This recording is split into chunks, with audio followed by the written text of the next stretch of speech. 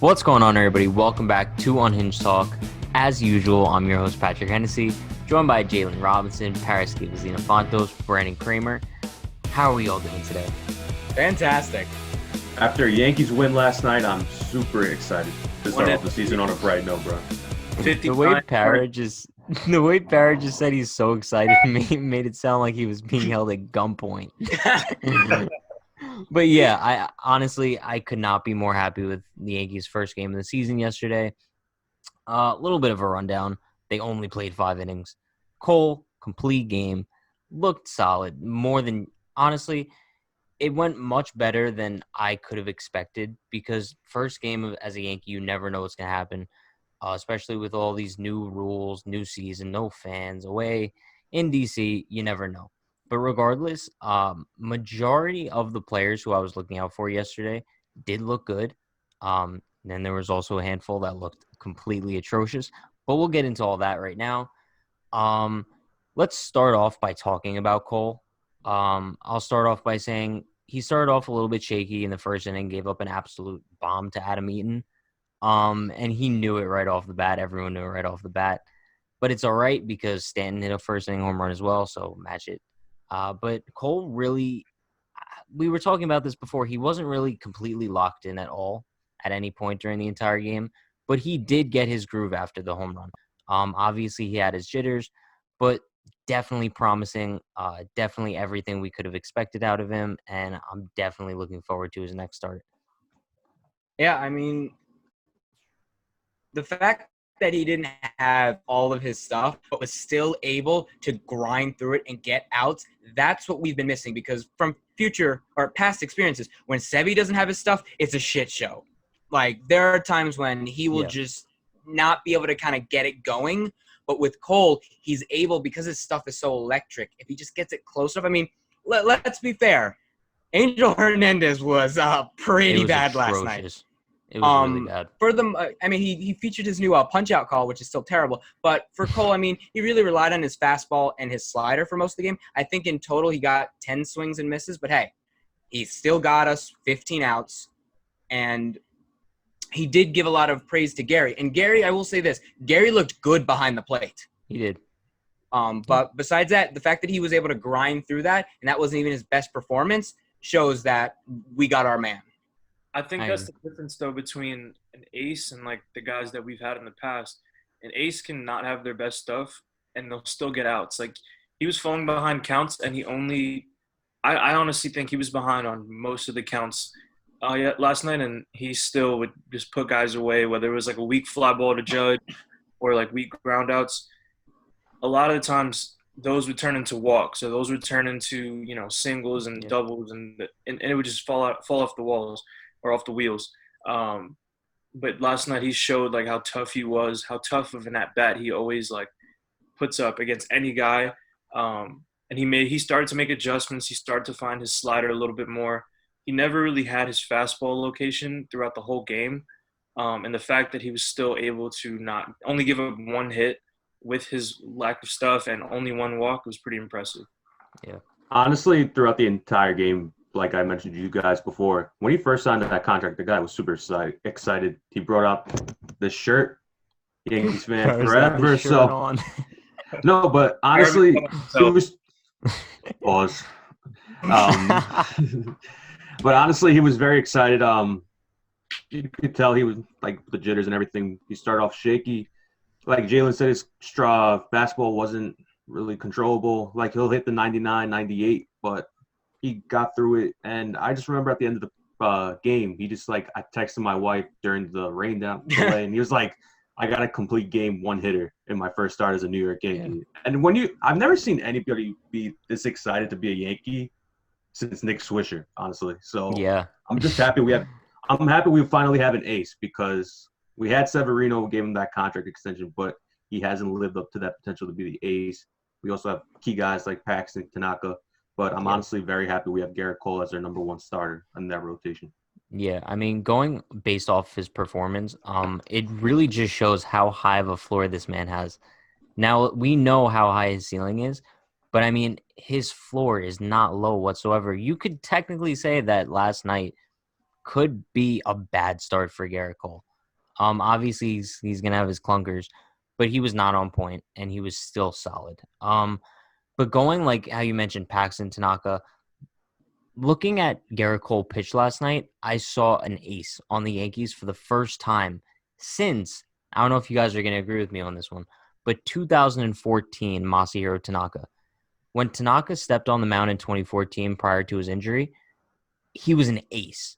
Yep. Like every time he touched the mound, domination. And I expected that out of him. And then after the injury, he wasn't really the same. But still, that's the last time I remember having a guy on the mound for the Yankees who I know would give us domination and quality start every time out there. So thank God we have Garrett Cole. He was probably the missing piece. But going into the offense now, the offense looked pretty good for the most part last night. Obviously, there were a few guys who didn't look good. We know who they are. But I want to start off by talking about Giancarlo Stanton. A tremendous amount of pressure on him going into the season. He didn't play at all last year. Fans were very critical of him in 2018, despite pretty good production. But he started off the game with a bomb, 460 feet off of Max Scherzer, a monster shot. And then he followed that up with an RBI single. He just looked really confident at the plate, and it's also worth noting that you could see he lost a lot of weight. Now, that's a lot of muscle weight too, so maybe that could mean that he's going to stay healthier. Hopefully, we can only wait and see, but Stanton looked tremendous last night. Usually when Stanton's not locked in, he looks completely lost. He looked locked in last night. And also, a lot of people I was just going to say with that RBI single, the camera angle was absolutely atrocious. Oh, like honestly, I had no idea what was going on. That was first they have a beautiful angle of like Scherzer pitching and then him hitting it, and then they just go straight to the backdrop view from the catcher. Like, how am I supposed to see where the ball is going? So but no, the funniest thing was since Sterling and Susan Waldman are back at the stadium, listening to Sterling trying to commentate what's going on was the funniest thing. But it was because of the rain because they had to bring them in. But there's one thing. People are going to point to the strikeouts. I think we struck out 10 or 11 times. After the first inning, we got to see why Max Scherzer, besides him giving up 4, is one of the best pitchers in baseball. That slider and changeup was disgusting. He mowed everyone down. Like, that slider starts in the zone and then just breaks away. But that, honestly, is changeup. It was either the second or third inning, I think. But there was one inning where he just completely dominated. He struck out the side. Second inning. I texted it in our group chat. I was like, that was painful to watch. Like the way he just he carved them to pieces. But honestly, one thing that was weird is when Gio stepped up to the plate, he struck out. Every time Gio's up at the plate, I kind of just get the feeling that he's going to give you a good at-bat. Gio just keeps kind of impressing you, and – we have to see what he does this year, but who knows? Like, of course, is he ever going to recreate what he did last year? That's going to be really hard to do. But, I do think he found something in his swing. Got to thank Marcus Timms for that. But, hey, who knows? But super underrated hitting coach, by the way. Super underrated. Yeah. I think that I'm not really worried about anybody struggling on offense yet. It's only been one game. Throughout the scrimmages, like the inter squads and the exhibition games, everyone seemed like they had at least one game or a couple at bats where they looked solid and like they were going to get going. So I'm not too concerned. I'm not too concerned about Gary. He looked lost last night, but like you guys said, Scherzer is just a monster. He's an alien, and he can do that to anybody. He can do that to the best hitters, and he does, and he has been doing it for his whole career. So I'm not really too concerned with that. I would say I'm more so impressed with the fact that we were able to put 4 runs on a guy like that. We were able to drive up his pitch count. Yep. He was working hard from the first inning. Like, even Aaron Hicks, like, he hit a ball really hard to second base. It was like a 6-pitch at bat. And from that point on, he was just working hard. And he was always like, whenever he fell behind an account, we didn't chase and help him out. Like, we made him earn everything, and then he started showing why he's Max Scherzer and why he's considered one of the best pitchers in baseball. But that's what this Yankees lineup is going to do to aces and anybody who they face. They're going to make you work and earn everything, and that's why having a guy like Garrett Cole who can oppose Max Scherzer now it's going to be a huge help. Also, going to the players that unimpressed last night, I'm just going to come out and say this. I know Patrick will agree. But why in God's name, I know we're lacking lefty bats, but why in God's name are you putting Brett Gardner in the fifth spot Disgusting. after Judge, Stanton, and Torres? Like, honestly, Gardner is realistically either a leadoff hitter or a ninth spot batter. Yeah. And Honestly, I if would you're put gonna, Mike Talkman or Clint Frazier over Brett Gardner any day of the week. I Well, don't no, they care if did he's it a to veteran. they did it to split up the lefties, but honestly, if you're gonna have Gardner fifth, then just have him just lead off. Honestly, It's such a stupid. It's stupid though, because the whole idea of like splitting like the righties, I think it's idiotic, because I'd rather have a right-handed Luke Voigt, for example, than a left-handed Brett Gardner, who's just gonna kill any rally that comes his way. You're Literally telling me 3 that rallies. when Brett Gardner comes to the plate, you're confident that he's gonna come through, because honestly, I think at this point in his career, not only is he not a number 5 hitter, which he's never a 5 hitter in his entire career, but he might not even be a starter anymore. You have guys like Mike Talkman and Clint Frazier and even Miguel Andujar who can run laps around Brett Gardner's talent. Give me any of those guys any day over Brett Gardner. Now, I'm not discrediting that his veteran presence in the clubhouse and on the bench would be solid, but the way that the Yankees have been positioning him these past couple of years, I understand he had 28 home runs last year, but he's just not that guy. I just don't understand how you can look at that roster, even that bench, and say the person I'm going to choose to protect Giancarlo Stanton is going to be Brett Gardner. Like, you can't bank on what happened last year in a game, in a situation like this where you have 60 games and you need Stanton to almost return to somewhere in between his 2018 performance and 2017. You can get a little bit more than 2018 Giancarlo Stanton, you're going to have a potential MVP candidate. Mm. And I just don't see how you can say, well, let's protect him with probably our bottom 3 weakest hitter in that starting lineup. If you want to start him, which it seems like they're going to do until he retires for some reason, then fine. Put him in the 9 slot or 8 slot. If Tyler Wade's playing, you're going to bat Tyler Wade last. But I mean, even Tyler Wade looked like he was like an offensive all-star compared to Brett Gardner last night. It was very frustrating. I mean, we can all admit we had our doubts having Tyler Wade in that lineup over DJ LeMahieu. I still don't know why they didn't start him. But honestly, Wade impressed me a lot last night, especially with his speed. When Judge hit that ball, he ran all the way from first, and with that's what we need from him, the speed. But he had a great bunt. He had a great bunt all the way to the left side yesterday. So, sadly, I admit that Tyler Wade had a better game than the veteran Brett Gardner yesterday, and he proved us wrong. 100%. I mean, also, I still have that image of Gardner taking a defense. Wow, that was a lot to handle. Wade's going to be a big contributor this year, even though he's not.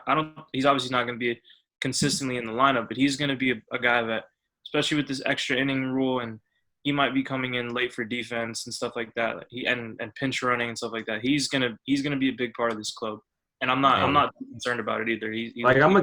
I'm against that extra inning rule with the second base, but I kind of hope one of these days the Yankees are going to do an extra inning game. I just want to see how it plays out. I know, and I'm so disappointed when they had the exhibition game against the Phillies. Girardi didn't want to do it when they were tied after the ninth. They're just waving like this. Like, why would they not try out the whole extra inning thing? Ridiculous. But I do think I've always been skeptical about Tyler Wade. But last night, he kind of proved to me. Now, I don't want to say he proved to me in one game, but he kind of reminded me like the tool he can be on this team.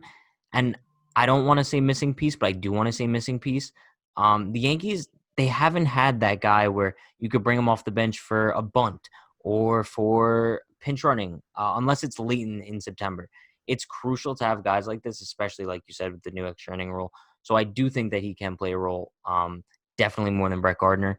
Reminds me of kind of like a young Brett Gardner before he turned into complete garbage. But that's a story for another day. I mean, if we're talking about speed, we all saw how the Royals, for no pun intended, ran away with the World Series in 2015. Yeah, no, it's huge, and the Yankees haven't been capitalizing on it.